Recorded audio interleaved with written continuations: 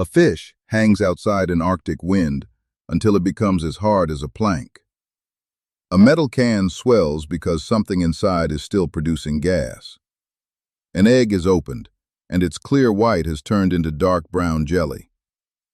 These sound like three separate reasons to call the health inspector.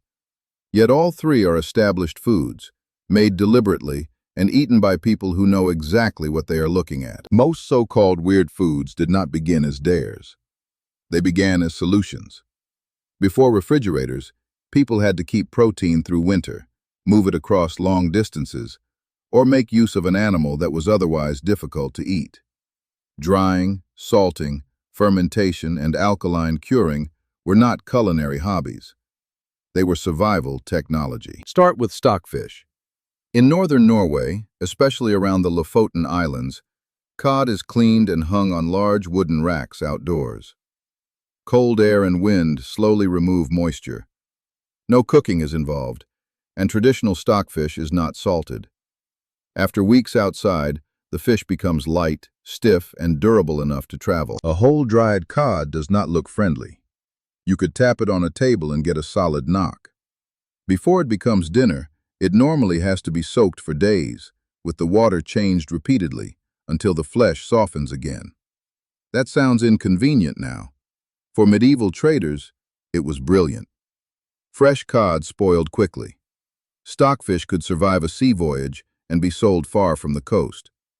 By the 13th century, dried fish was already an important part of the trade through Bergen. Stockfish also shows why dried and rotten are not the same thing. Microbes need available water. Remove enough of it, and their growth slows dramatically. The exact result depends on temperature, airflow, humidity, and handling. You cannot safely reproduce centuries of food knowledge by hanging a random fish from a balcony. Still, the principle is simple. Take water away before decay takes control. Now put the water back, add salt, and let microbes work on purpose. That brings us to Surströmming, Sweden's famous fermented Baltic herring. The can is part of the experience. Fermentation continues after the fish is sealed, so older cans may become rounded or swollen. With ordinary canned food, that shape is a major warning sign.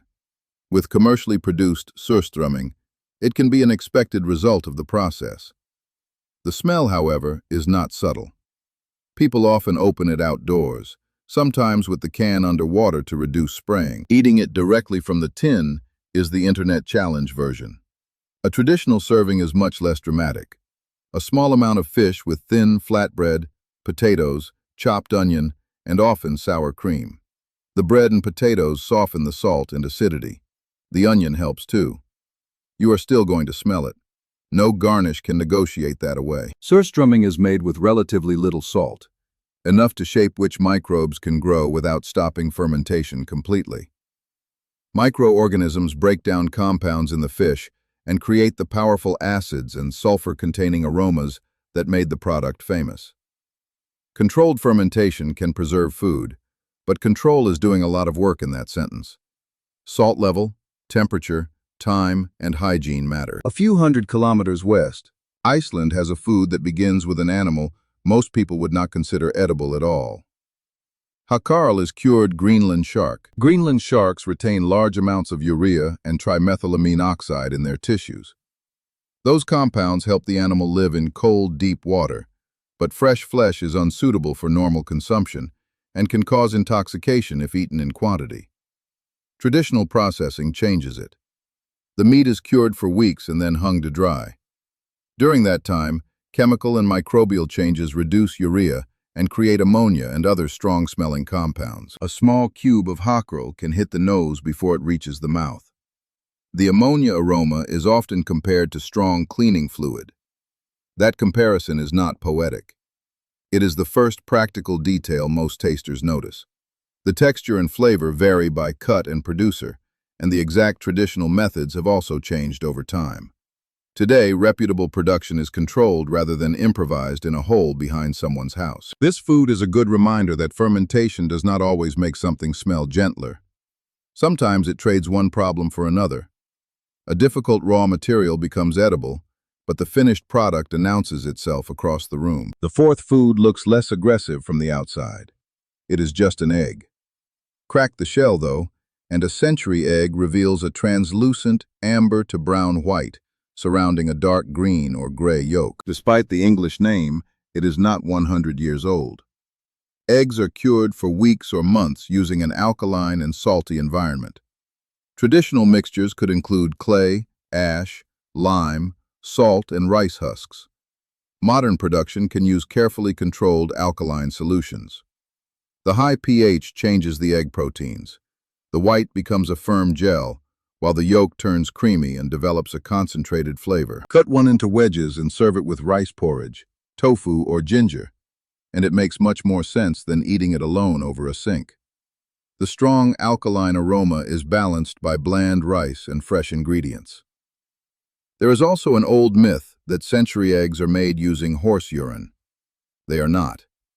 The chemistry comes from alkaline materials, not from a century of waiting, and not from a stable. Then there is natto, a Japanese food that can make a spoon look as if it has been caught in glue.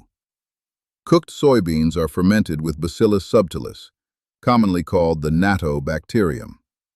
The microbes produce polygamma-glutamic acid, one of the main reasons the beans develop their famous sticky strings. Open a small natto pack, stir it quickly, and the surface becomes foamy while threads stretch between the chopsticks and the bowl. The smell can be nutty, earthy, or slightly ammoniacal. The texture is usually the bigger obstacle. People commonly eat it with hot rice, soy sauce, mustard, and chopped spring onion. At breakfast, it is ordinary food, not a stunt. That sounds minor, but it matters. A food can be completely normal in one kitchen and almost impossible to swallow in another, simply because the eater has no familiar texture category for it.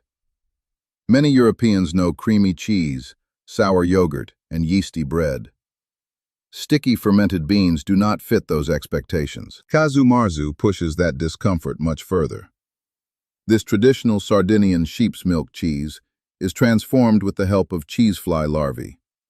The larvae digest parts of the cheese, especially the fats, making the interior extremely soft and intense. They are visible. They move. There is no clever camera angle that changes this. The cheese is culturally important in Sardinia, but its sale through normal regulated channels is restricted because it does not meet standard food hygiene requirements. Its legal status is often simplified online into one dramatic sentence, while the local reality is messier.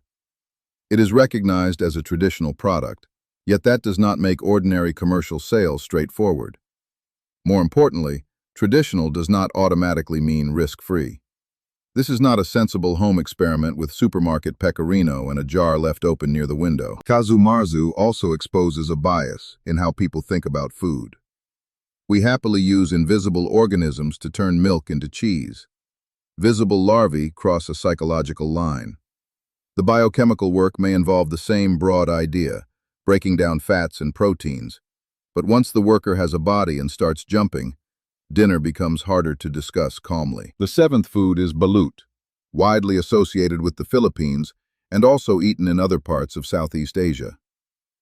It is a fertilized duck egg that has been incubated for a controlled period, often around 2.5 weeks, then boiled and eaten warm. Tap the shell, open a small hole, and the first part is usually a savory broth. After that come the yolk and the developing duck embryo. Depending on the incubation stage, features such as soft bones, a beak, or small feathers may be visible. Vendors and diners have preferences for different stages, so there is no single universal balut. Balut is not spoiled, and it is not fermented. The challenge for an unfamiliar eater is anatomical, not microbial. It is commonly seasoned with salt, vinegar, chili, or other local condiments, and sold as an everyday street snack. Online videos often isolate the moment of shock. Someone stares into the shell, screams, and the clip ends. That tells you almost nothing about why millions of people regard the same food as familiar, filling, and enjoyable. 7 foods, 7 different boundaries. Stockfish removes water. Surströmming lets selected microbes keep working. Hákarl turns difficult shark meat into a traditional food through curing and drying. Century eggs use alkaline chemistry. Natto relies on a specific bacterium. Casu Marzu uses an insect larva. Balut is cooked at a stage of animal development that many diners have never seen on a plate. The useful distinction is not between normal food and disgusting food. It is between a process that is understood and controlled and decay that is accidental. Smell, color, and texture can warn us about danger, but those instincts were trained by the foods around us. A swollen can usually means stop. A black egg usually means throw it away.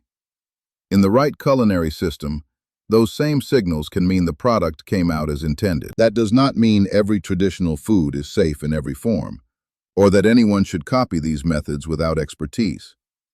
Some depend on regulated production, precise conditions, and knowledge passed down over generations. Not always perfectly, of course. Food traditions can carry risks, too. The stranger lesson is that a refrigerator has made many of us forget how inventive food had to be. Wind, salt, bacteria, alkali, insects, and time became tools. What looks like a plate of culinary oddities is also a small museum of human problem-solving. Before judging the smell, it helps to ask what problem that smell once solved. Thanks for watching! If you enjoyed the video, please like, subscribe, and leave a comment below. See you in the next one!